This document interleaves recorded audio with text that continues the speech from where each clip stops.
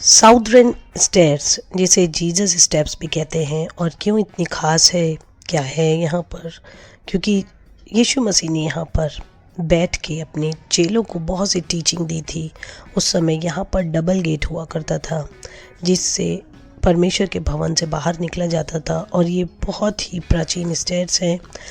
क्यों प्राचीन स्टेयर्स है? क्योंकि यहाँ पर बेड रॉक है जो यीशु मसीह के समय का है, और उसी से चल के यीशु मसीह भी यहीं पर से ऊपर मंदिर में जाते थे। और क्योंकि यहाँ पर पतरस के द्वारा एक प्रचार किया गया था जिसके बाद 3000 लोगों ने बपतिस्मा लिया था, और पेंतेकुस्त के दिन वो लोग मंदिर की तरफ आए थे, तो यहीं पर वो इकट्ठा हुए थे। और यही वो स्टेप्स है जहाँ पर पीटर जो कि पतरस है वो प्रचार कर रहा था, और यीशु मसीह भी यहीं पर शिक्षा देते थे। और ये जो फ़ोटो आप देख रहे हैं बेड रॉक है, ये कोई ऐसा बनाया हुआ स्टैंड नहीं है, ये नेचुरल बेड रॉक है जो कि टेंपल माउंट में भी मौजूद है, और ये यीशु मसीह के समय का है। और यीशु मसीह इसी से चलकर और डबल गेट के द्वारा बाहर निकलते थे और यहीं से चलकर जाते थे, और प्रांगण कुछ यहीं से शुरू होता था इन स्टेप्स के द्वारा। और यीशु मसीह कई बार जैसे कि फसह के पर्व में, झोपड़ियों के पर्व में और यहूदियों की रीति के अनुसार सभी पर्वों को मनाने के लिए यरूशलेम में आते जाते रहते थे, और यरूशलेम में उन्होंने कई समय को बिताया। और इन्हीं स्टेप से चलकर डबल गेट और ट्रिपल गेट के लिए जाया जाता था। और जिस प्रकार आप ये देख रहे हैं आर्च, और उसके ऊपर हेरोडियन स्टोन भी है, तो यहीं पर डबल गेट हुआ करता था जिसकी आर्च अभी भी मौजूद है नई दीवार के अंदर। और उसके बाद इसी मार्ग से चल के ट्रिपल गेट के द्वारा परमेश्वर के भवन में जाया जाता था। ये हुल्डा गेट है जिसे ट्रिपल गेट कहते हैं, और यीशु मसीह के समय पर यहीं पर से चलकर फसह के पर्व के लिए मेमने और बलिदान भेंट लेकर परमेश्वर के भवन में आनंद के साथ उत्सव को मनाने के लिए जाया जाता था। जैसे आप देख रहे हैं साउदर्न वॉल पर ट्रिपल गेट, और उस पर हेरोडियन एक कोर्ट हाउस था यहाँ पर, और कुछ हेरोदियन के समय पर किस प्रकार से यहाँ पर एक रॉयल पैलेस और रॉयल जगह थी उसके स्ट्रक्चर प्राप्त हुए हैं। और ये वॉल्स अलग अलग समय काल की हैं, अलग अलग पत्थर यहाँ पर मौजूद हैं। समस्त तरीके से इस जगह का इतिहास खोजा गया है, क्योंकि ये स्ट्रक्चर जो है वो खोज कर निकाला गया है। और यहाँ पर एक स्ट्रीट थी जो कि बहुत ही ज़्यादा वाइड थी और अच्छी स्ट्रीट थी। यहाँ पर शॉप्स थी, यहाँ पर मिकवेज थे, बहुत कुछ प्राप्त हुआ है। ट्रिपल गेट जाने के लिए यहीं से जाया जाता था यीशु मसीह के समय पर। और डबल गेट और ट्रिपल गेट तो इस समय पर नष्ट है, परंतु उसके अंश और उसके स्ट्रक्चर यहाँ पर मौजूद है। क्योंकि इस जगह की खुदाई की गई है, तो इसलिए ये जगह बिल्कुल समय कालों के हिसाब से मैच करती है यीशु मसीह के समय पर। और उससे भी प्राचीन इतिहास जो सुलेमान बादशाह के समय पर ये ओफेल था जो कि साउथ की तरफ था सिटी ऑफ डेविड से आते समय। तो यहाँ पर एक बहुत ही रॉयल पैलेस को बनाया गया था, रॉयल स्ट्रक्चर को बनाया गया था। शहरपना काफ़ी ऊंची थी।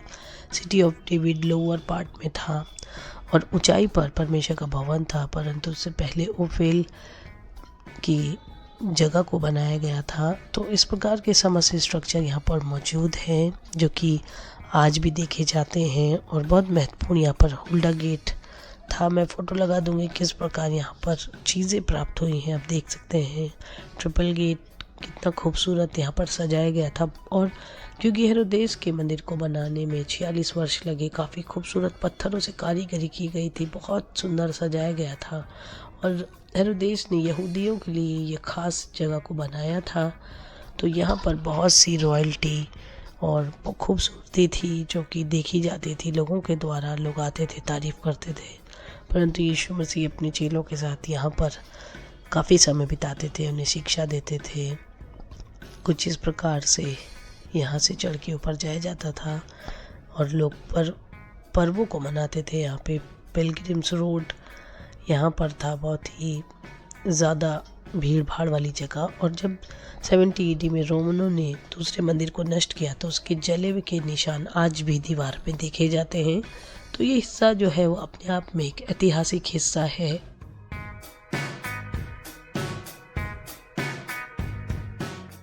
यीशु मसीह से कई बार यहाँ पर सवाल पूछा जाता था कि वो कौन है, उनकी पहचान क्या है। तो यहाँ पर यीशु मसीह ने कई बार परमेश्वर को अपना पिता बताया है। तो इसीलिए यीशु मसीह पर उन्होंने कहा कि ये मंदिर में रहकर परमेश्वर को अपना पिता बताता है। और परमेश्वर ने, यीशु मसीह ने कहा कि इस मंदिर को ढा दो और मैं 3 दिन में इसको फिर से बना दूंगा। तो कुछ इस प्रकार की गवाहियाँ जो थी वो मंदिर में उपदेश देते समय वो लोग पकड़ते थे। शास्त्री फरीसी यीशु मसीह को दाव ढूंढते थे किस प्रकार उनको मृत्यु दंड दे। तो कुछ यहीं पर यीशु मसीह के साथ ये वाद विवाद वो करते थे और यीशु मसीह से पूछते थे कि किस अधिकार से परमेश्वर को अपना पिता कहता है। और जैसे यीशु मसीह ने बताया था कि ना तो इस पर्वत पर और ना ही यरूशलेम के पर्वत पर सामरी स्त्री को यीशु मसीह ने बताया था कि अब आराधना की जाएगी, परंतु आत्मा और सच्चाई से आराधना करने वाले किसी भी जगह परमेश्वर की आराधना कर सकते हैं। तो इस प्रकार से उन्होंने एक भविष्यवाणी की थी कि ये यहूदियों से ये स्थान ले लिया जाएगा। तो उसी प्रकार से यहूदी और क्रिश्चियंस को यहाँ पर आराधना करने की अनुमति नहीं है।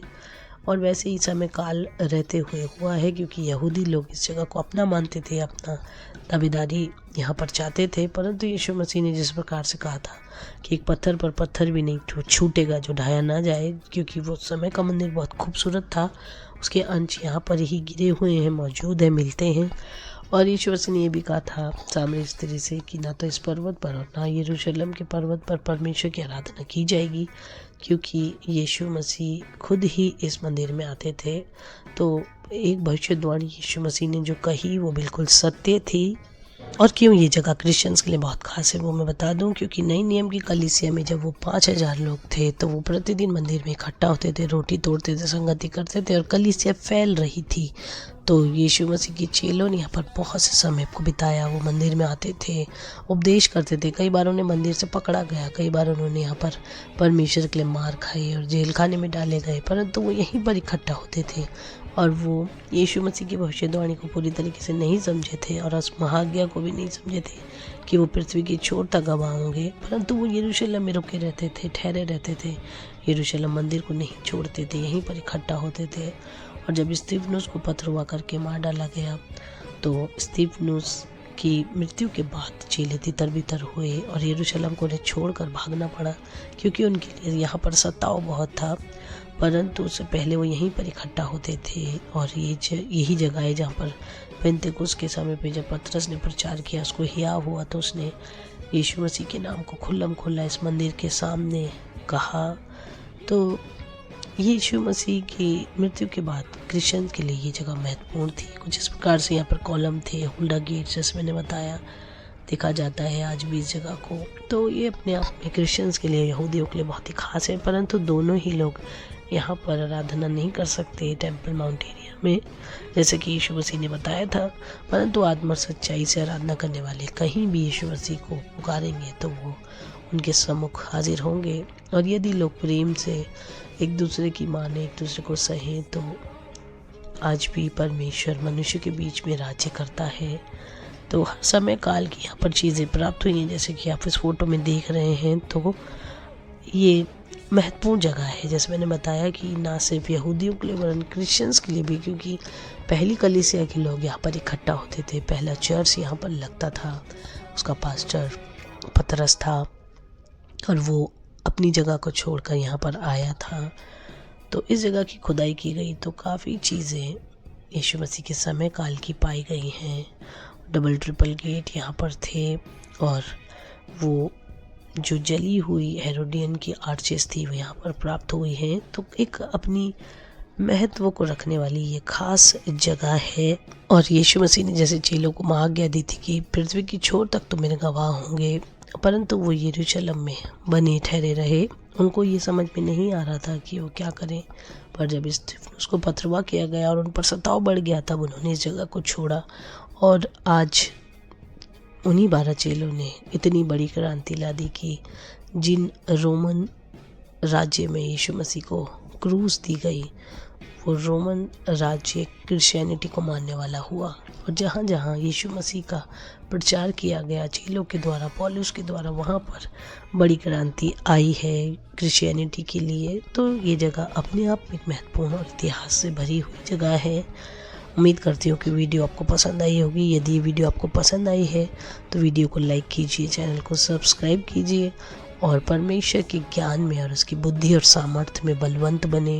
एक दूसरे से प्रेम करें, एक दूसरे का आदर करें और इन जगहों को जो आप देखते हैं इनको देखकर प्रेरणा लें कि किस प्रकार यीशु मसीह का नाम आज सारी दुनिया में फैला हुआ है और वो जगहें जो यीशु मसीह से संबंधित है वो आज भी यरूशलेम में पाई जाती है और यीशु मसीह की गवाही को देती